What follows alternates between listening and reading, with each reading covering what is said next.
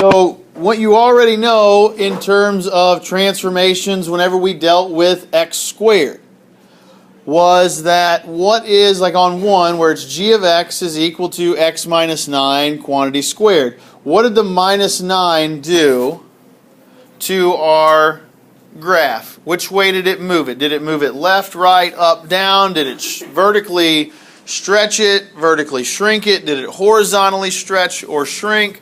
What did it do? What happened to my original graph of y equals, or f of x equals x squared?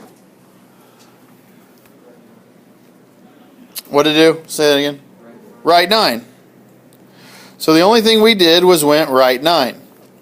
Remember, whenever we had this in vertex form, if we had f of x, it was, if you don't remember, a times x minus h, quantity squared, and then plus k. So whatever h was, it was always the opposite, so it went right 9. So if it was really a negative 9, it went in a positive direction.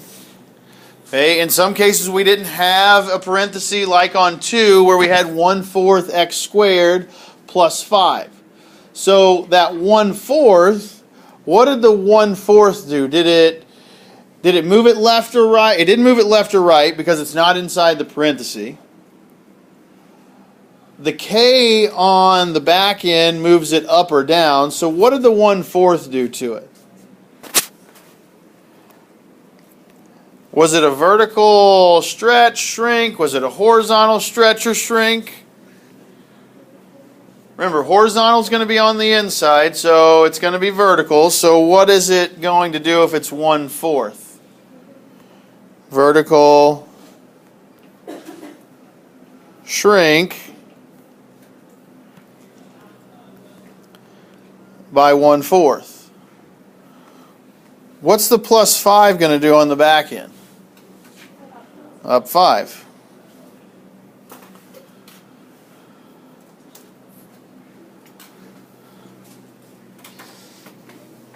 Two and 3 are a lot alike in terms of the only thing different, instead of it being a vertical shrink by 1/4 like it was on 2, bless you, it is going to be a vertical shrink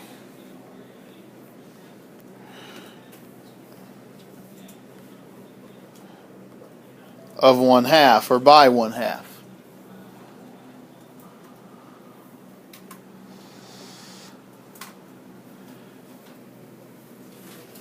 Now, because 4 and 5 should be fairly simple, and 6 is really the only one that's different than what we haven't talked about. What's that negative going to do to everything? What does a negative do if it's on the outside? Is it going to still look like this? Huh? Is it going to look like that or no? Probably not. So if it's not going to look like that, what is it going to look like? Flip it. There you go. So it's going to get flipped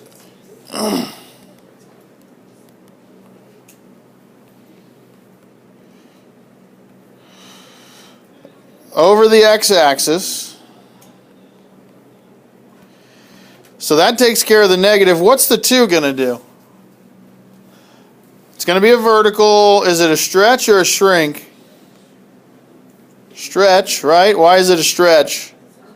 Because it's not. It's bigger than 1. Yeah. Vertical stretch. Oop. By 2. And then what's the plus 1 going to do to everything? Go up 1. So then it says find the domain and the range of the following relations, and then are they functions? So of the first one, where it's the ellipse or the oval, whatever you want to call it, okay, what's the domain? What does the domain values go from for the very first one? Where do my x values begin? Where do they end? Domain goes from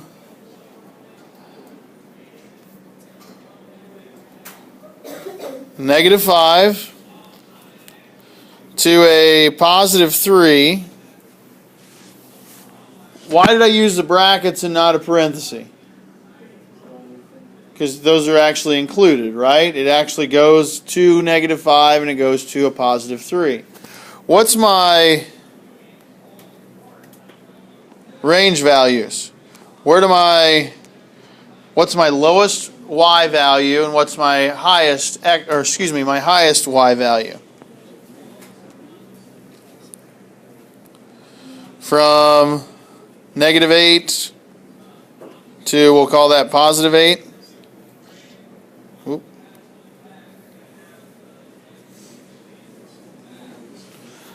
Now, is this a function? Why not?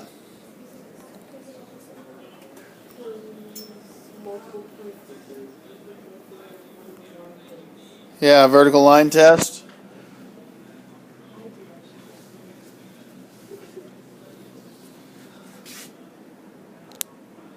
What about the second one? What's my domain and what's my range? This one should be fairly simple. Say it again. -infinity to +infinity for my domain. What about my range?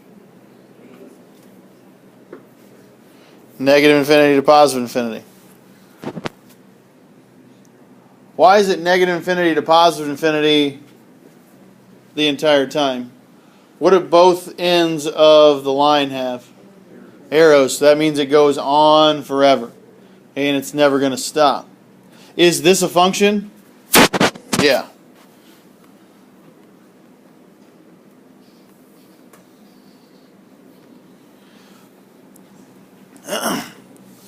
What about my domain and range then of my third one?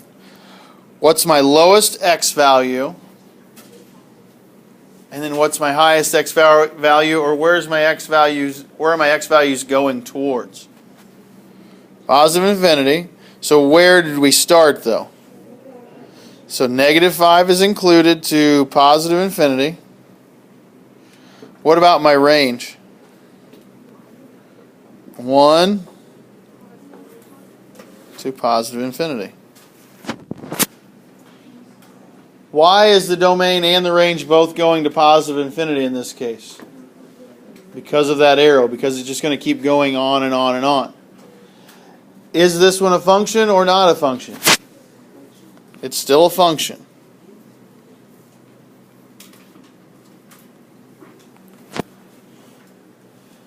So the only one that's not a function is one that's not going to pass the vertical line test in terms of the graph.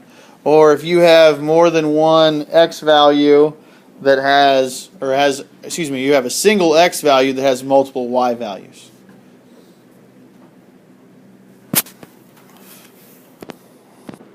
Now go ahead and go to the second page. Now it says use your graphing calculator to graph, put y equals the square root of x as a parent graph. Okay? I will tell you that everything that you do, you don't have to have a graphing calculator. It will definitely help, but it's not something that you have to have, but again, it will make your life a lot easier. So whenever we talk about a parent function, okay, we talk about the parent function of y equal to the square root of x. Y equal to the square root of x is a square root function that's over here on the wall. Okay, on the left side in the bottom right of the group of 4 where it says square root function. Okay, with any of these it will always start at wherever normally it'll start at 0 and then it will go to +infinity before we do anything to it. Okay, your domain is all going to be dependent on how you move it left and right. Okay, so whenever we talk about the parent function of the square root of x, the parent function of the square root of x is just going to always start at the domain, or excuse me, at the origin. and it's going to look something similar to here. It is a slow mover in terms of the way that it climbs. Okay. If I would plug in different or various x and y values, for me to get, if I would plug in 1, square root of 1 is just 1. Square root of 2, okay, because it's y equal to, because this is y equal to the square root of x, it's almost opposite of a parabola in terms of how my numbers go. Whenever I did 1 squared, I got 1. Whenever I did 2 squared, I got 4.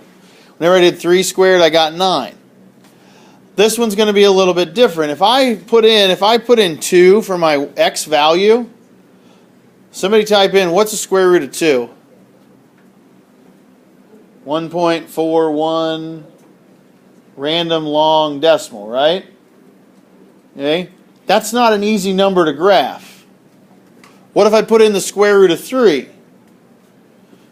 1.73 something or other. I don't remember what, 0 is the next, or 1. I don't remember what it is.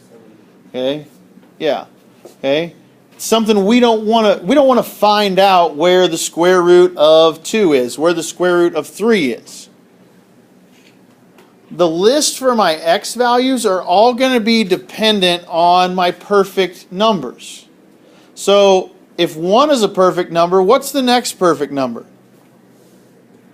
4. So then my x value here is going to be at 4. What's the square root of 4? 2. What's the next perfect? Do I want to put in the square root of 5? Is that a nice, neat number? No. What's the square root of 6? Is it a nice, neat number? No. What's the next number I want to plug in for my x value? 9. So whenever I'm dealing with the square root function, okay, I want to work with my perfect numbers for my x. So 9. So what's the square root of 9? 3. It's the opposite of how whenever I did this x squared, okay, before when I did x squared, I had 1 squared, 2 squared, 3 squared, so on and so forth. And then my y value went to 1, 4, 9, 16. Everything's going to flip. Okay? My x and my y values are just the opposite. They're just in different spots from where they were whenever we dealt with x squared, or whenever we dealt with a parabola or a squaring function. So what that means is whenever I move, I always want to move 1, 4, and 9 and kind of go from there, especially if it's underneath my radical. Now, for the most part, it is going to be a sketch. I want to know, what did we do? How did we move it? Did we move it left, right, up, down? Did we vertically stretch it? Did we shrink it? Did we horizontally stretch it? Did we horizontally shrink it? And then what's the domain and what's the range of each graph? I'll give you a hint. Your domain, hey, and you might want to put this somewhere down here. Your domain is always going to be, hey, like if we think about it this way. What are we going to do? Well, if it's x plus 2 inside the radical, which way do you think we're going to move that? Left, right, up, or down? Left, how many? Left 2. So then, where would, if we're going to move this thing left 2, 1, 2, where am I going to start at? -2, right?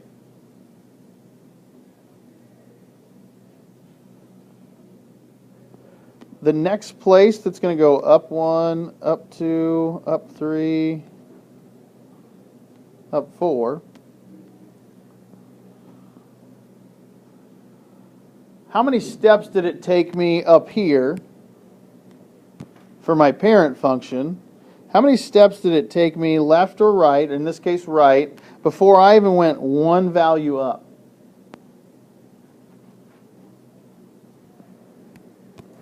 Didn't I have to add 3? How many do I have to go here? 5. Before I could go one step up and one step up again. Again, it's a sketch. It's not going to be perfect. But you at least have to make it to where you understand what you're doing to get it to be your certain values. So if wherever I'm at, okay, I guess the one that I should have put in here was 0, 0. My first step is always going to be 1 over and 1 up. So 1 over, 1 up.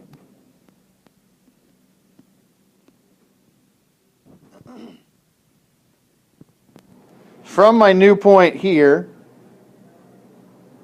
how many steps to the right do I need to make? 3 steps right. 1, 2, 3, and then 1 up. Again, it's a sketch, so it's not going to be perfect, but the one thing I don't want to see is, well, there's my spot, and then just see some random, whoa, whew, man, takes off. No. Okay? It's way up there at 20. No, it doesn't work that way. Or we don't want to see it, hey, well, somewhere down here, or hey, it's just a straight line. No, that doesn't work. Okay? Give it a little bit of curve. Have a couple points there.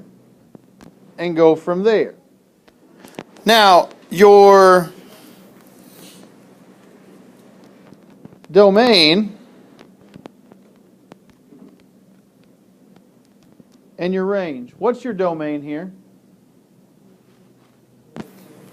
-2 to where?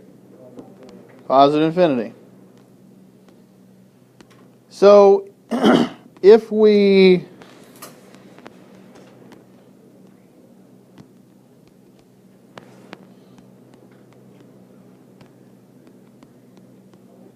make this similar to what we're accustomed to, where A's out in front, X minus H is on the inside, and then we have a plus K on the outside. What's our domain always going to be? Like our domain here was X plus 2. Our domain started at -2. So what did we do from here to here? What did we do to our sign? We just flipped it, right? So your domain is always going to be the opposite of your H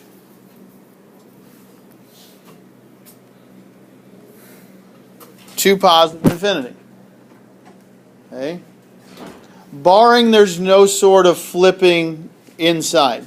Okay? If we horizontally flip it, then it will go from negative infinity to that value. Okay, but I don't think you're going to have anything like that. What's my range go to? Or where does my range start? 0. Where does it go? Positive infinity. What do you think my range is dependent on? K.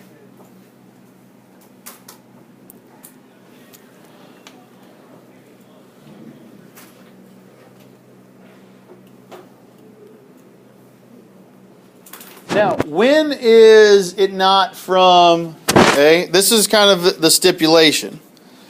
This is if A is positive. What's going to happen if A is negative?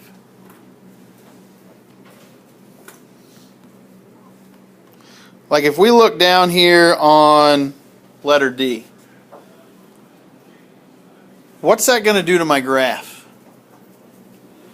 It's going to flip it, right? It's really the same thing as A, Okay, it's really just this same thing that I have right here.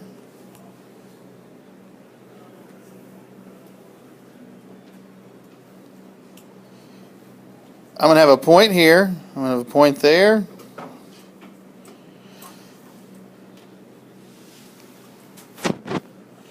The only thing different between A and D is that one has a negative out in front and the other one doesn't. Did my domain change here? Nope. Domain didn't change. What did change, though? The range. How did the range change? Instead of it going from k to positive infinity, where did it come from? Say it louder. To where? To 0, or what's my k? 0, right? Okay. So my domain didn't change from letter A. It still went from -2 to positive infinity. But my range, because it got flipped, now goes from -infinity to 0. You're always going to use your k value for your range. It's just a matter of where's it coming from. So then one thing that I would put here, that it is going to go from -infinity to your k value if A is negative.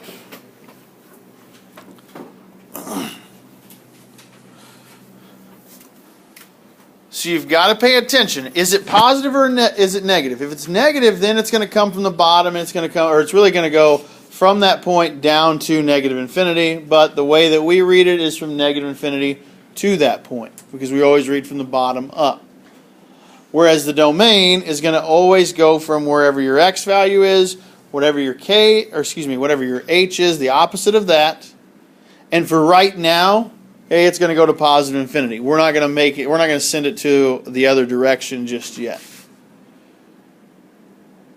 Okay, so you have to pay attention. I would make sure that you have this written down here, and then obviously the part here, okay, which I think most of you got. So your domain is from the opposite of your h. So if it's a +2, it's going to be, your domain's going to start at a -2. If it's a -2, then that means your domain's going to start at a +2. Now, the only thing that's different here, your domain and range are easy.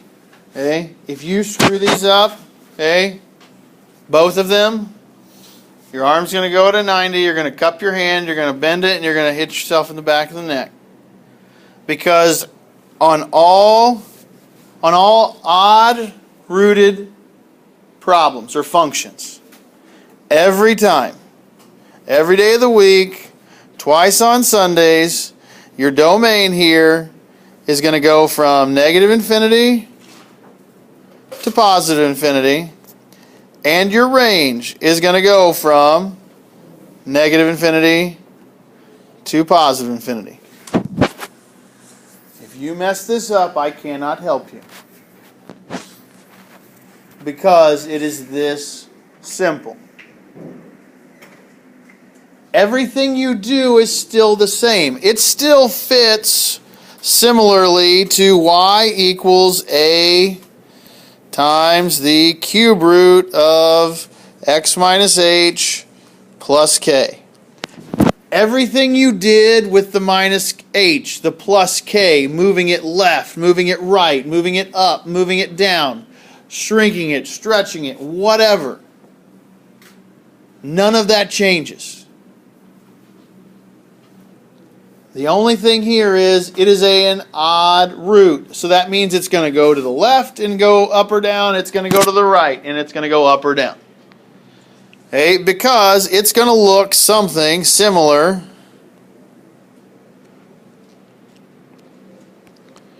it's going to start at 0.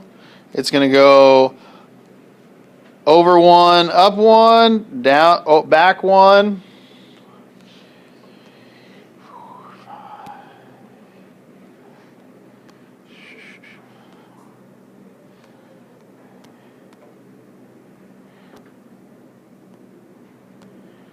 it's going to look something like this here.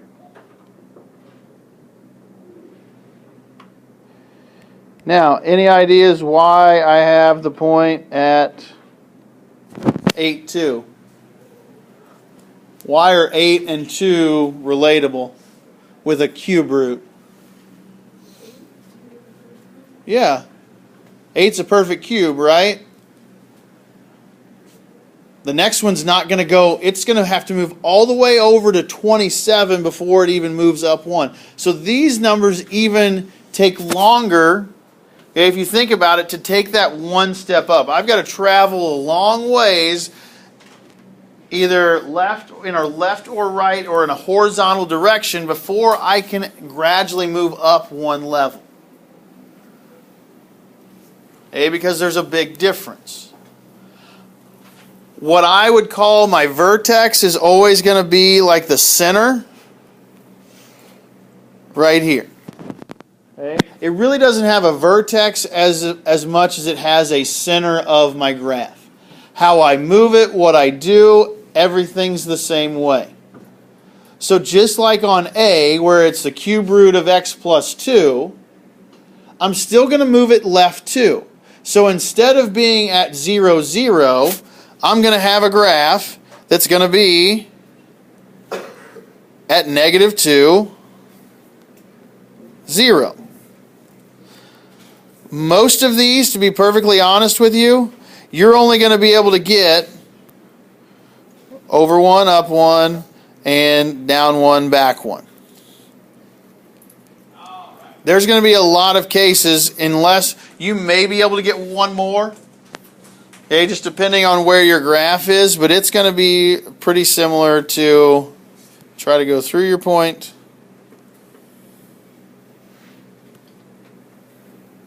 Something like that. So if it asks for your vertex is really just your center as far as what did you do? You took it, you picked it up, you moved it.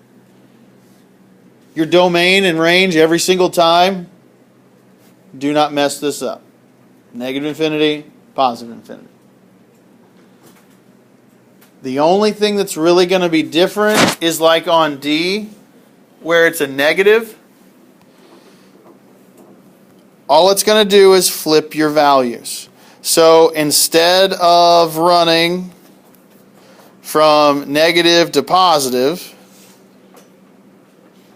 I'm still moving here to back 2. But instead of going right 1, up 1, I'm going to go right 1, down 1, and I'm going to go up 1, back 1. And it's going to look something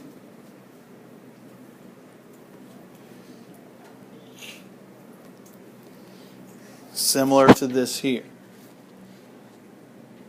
It doesn't change my domain and range. It's still negative infinity to positive infinity. None of that changed. All I did was just take my graph and just flip it upside down. Okay, I brought one arrow up and put the other one down. Didn't change how I moved it. It just flipped it upside down. That's all it did.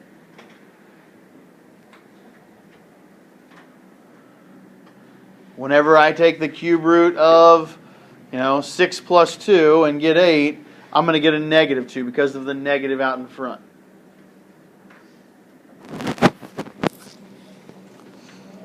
Honestly, cube roots should be one of the easiest ones, if not the easiest one that you will graph anytime. Bless you.